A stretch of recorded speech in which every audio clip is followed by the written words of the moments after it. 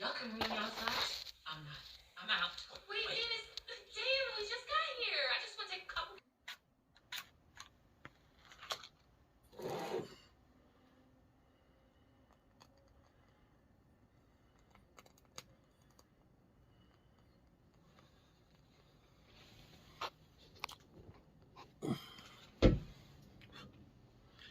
Well, hello, good people. Mark Holmes here, and as always, I want to say thank you all for watching, commenting, subscribing, and being part of the Joe Boo Sports Report. Without you guys, as well as you ladies, you know that this literally does not work. I hope everybody's had a great Thirsty Thursday. Actually, this has been actually a really good day. We get a pleasant surprise of Dan Quinn basically notifying the teams that he was interviewing for. I'm good, bro. I'm going to stay with the Cowboys till I have unfinished business.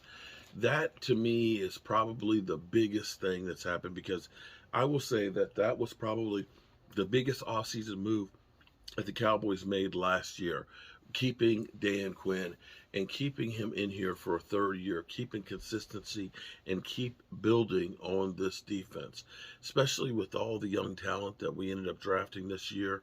Um, he had a vision and a desire to bring in a certain type of guys with a certain set of skills to make this defense really, really good. The only sad thing I really feel about the players that we brought in last year was I think we really screwed the pooch by waiving John Ridgeway. John Ridgeway, I think, is going to be one of those really good defensive linemen that we're going to look back and say, damn, how did we let that guy go? Kind of like Danny Amendola. You remember? He was here. He was here in Hard Knocks those years ago. And, of course, we ended up letting him go, and he actually had a really good career. Um, Tomorrow, Mike McCarthy will be meeting with, Mike McCarthy will be meeting with Kellen Moore. And it didn't have a ringing sound of endorsement for Kellen Moore. It did not sound, it honestly did not sound good. We're still in the evaluation process. We're still in the evaluation process. I mean, who knows? Maybe it ends up being he's just saying that because we haven't met. But it just didn't sound like a ringing endorsement for one of your guys that you deem important to come back. We'll see if that's the case. I think we need to get a different offensive philosophy. I think it's time to make changes.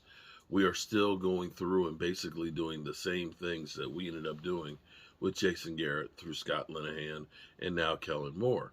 And when you think about some of the downfalls on the offense and things, with Dez Bryant, we didn't change what we did with Dez Bryant. We didn't move him around. It was basically, we got 5 routes for you, Dez, and that's it. And that becomes predictable. And that's the problem that we have.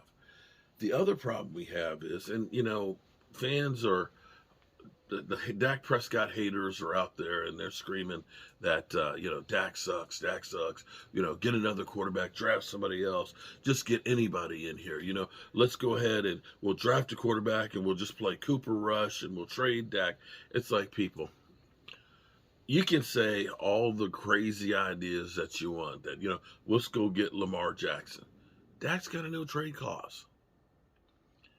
Dak Prescott, even if you could trade him, will cost you $63 million to get rid of him. And then you still have to pay somebody else. And forget the Aaron Rodgers. Aaron Rodgers couldn't get past the Lions defense at home on the last week of the season to get in the playoffs. Let's be real here. What you need to do is you need to get more talent to go around Dak. If your whole thing with all the talking heads that Dak Prescott can't win it by himself, well, duh. Is Jalen Hurts right now playing by himself to win it all? No. He's got talent around him. Is Brock Purdy going to win this all by himself? No. He's got talent around him. Is Joe Burrow going to win this all by himself? No. He's got talent around him. Is Pat Mahomes going to win this on his own? No. He's got talent around him and great coaching. So let's stop this nonsense of that we can just find a quarterback and we won't need to have anybody else in the mix. It doesn't work that way. It doesn't work that way. But I have an idea that I want to run up the flagpole and see if anybody salutes. Would you trade a first-round draft pick for Stefan Diggs?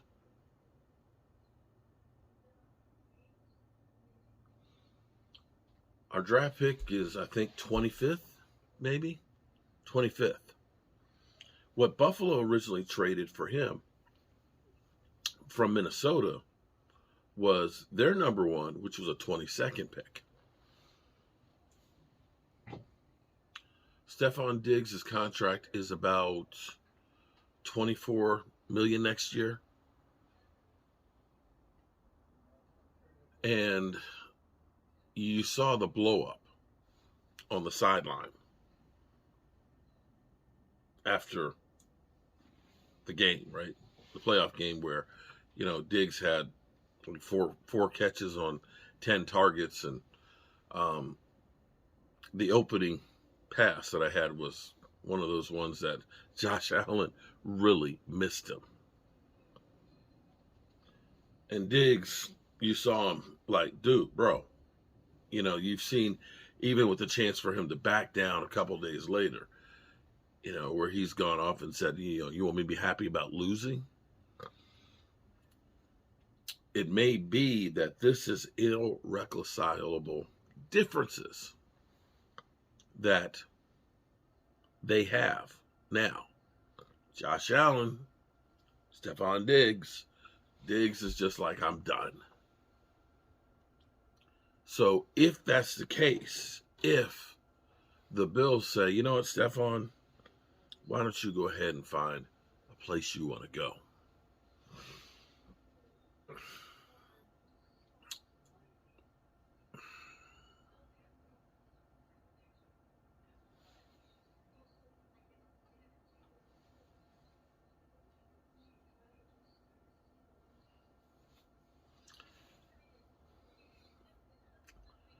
Trayvon said he would love to play with his brother. I can't think of a better match, especially when you think about a need for the Cowboys. Now, of course, giving up a number one pick, you don't like to do that, especially the way the Cowboys have been able to really get guys that are fantastic players. However, you look at getting Stefan Diggs with CeeDee Lamb,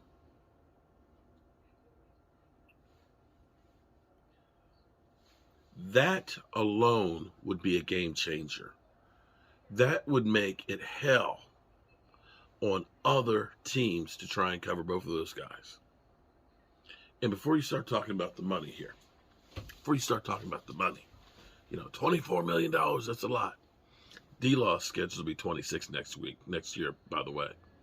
But I will say that we spent $12 million on Michael Gallup and $11 million on Dalton Schultz.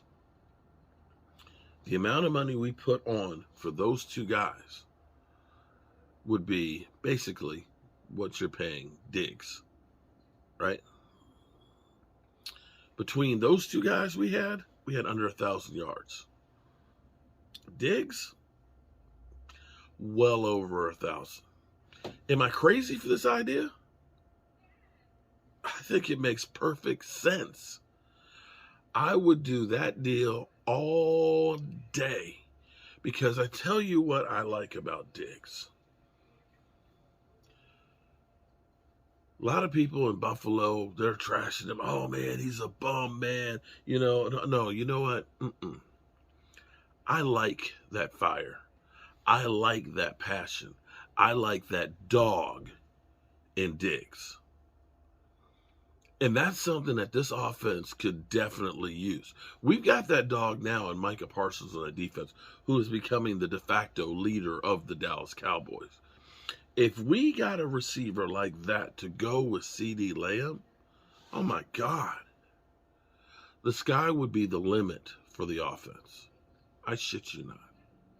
Maybe I'm crazy, but that's where the Cowboys need to look at. And this needs to be the philosophy, because we have done for 27 years staying away from free agents, big name free agents.